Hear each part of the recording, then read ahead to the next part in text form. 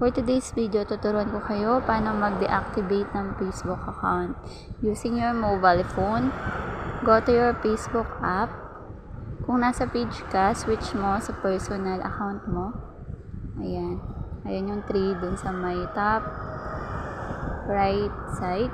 Then click settings and privacy. Then go to your personal details.